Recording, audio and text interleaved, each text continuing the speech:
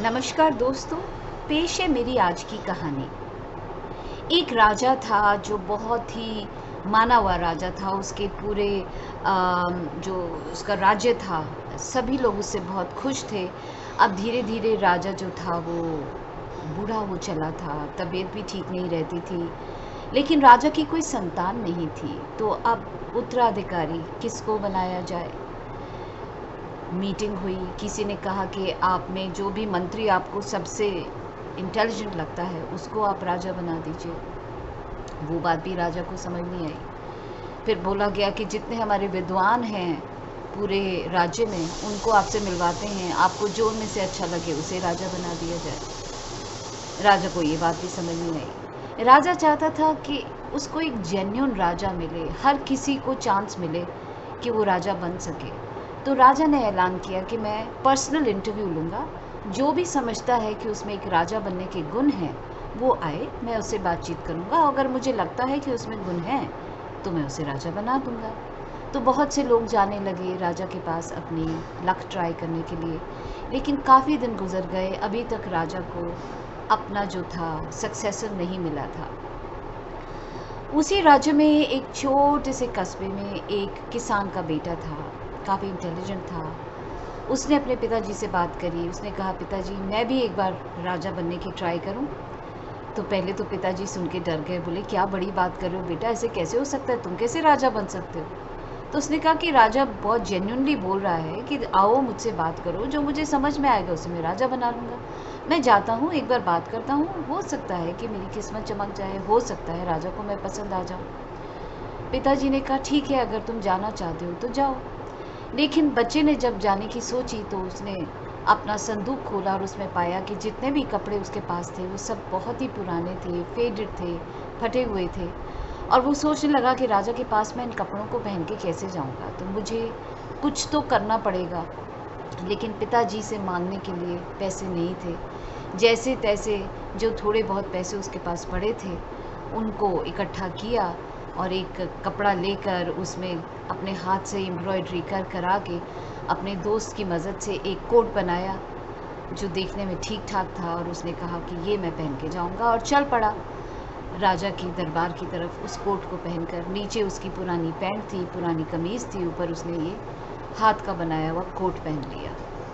राजा के दरबार के पास पहुंचा, सर्दी के दिन थे।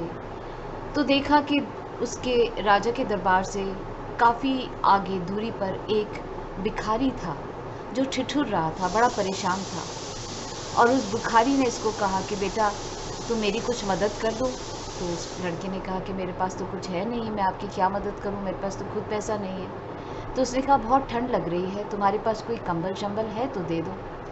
अब उस बच्चे के पास था क्या, उसके पास तो कुछ भी नहीं था। हाँ, ये कोट था जिससे शायद किसी का बचाव हो सके। तो ना जाने क्या उसके मन में सूझी, उसने कहा कोई बात नहीं, इसकी ज़िंदगी ज़्यादा ज़रूरी है।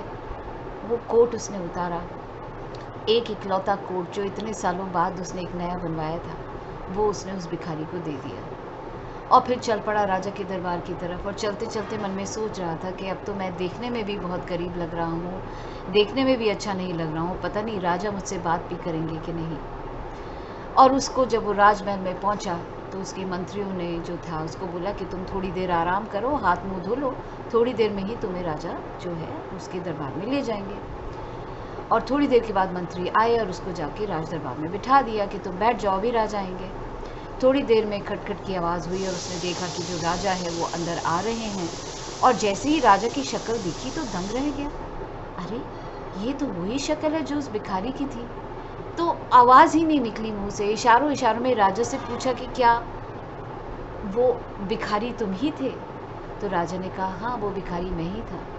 तो बच्चे ने कहा कि महाराज मुझे समझ नहीं आई, आप ऐसे वेश में क्यों थे, और मेरे पास एक ही कोट था, वो भी आपने मांग लिया मेरे से, मैंने दे भी दिया आपको, बट मुझे समझ में नहीं आया कि आप वहाँ कर क्या रहे थे। तो राजा ने कहा कि मैं एक बहुत ही जेन्युइन इंसान ढूंढ रहा था जो कि मेरे मेरे लिए राजा बन सके। और मैं सुबह से वहाँ बैठा था, बहुत से लोग आए, बहुतों से मैंने बहुत कुछ मांगा, अच्छे अच्छे कपड़े पहने हुए बहुत ही अमीर ज़्यादा लोग घोड़ों पर जाते हुए, कोई रुका भी नहीं, किसी ने मुझे कुछ दिया भी नहीं, एक तुम ही थे जिसने मेरी मदद करी और मैं समझ गया कि जिस बच्चे ने मेरा ये दिल दिया, दिल रख कर मेरी मदद करी है, उसका दिल अंदर से कितना अच्छा होगा, वो मेरे राज्य को कितना अच्छे से संभालेगा, और इसीलिए मैं तुम्हें इस राज्य का राजा घोषित करता हूँ। सो दोस्तों, इस कहानी से ये शिक्षा मिलती है कि जब आप औरों के लिए सोचते हैं, when you give to somebody unconditionally,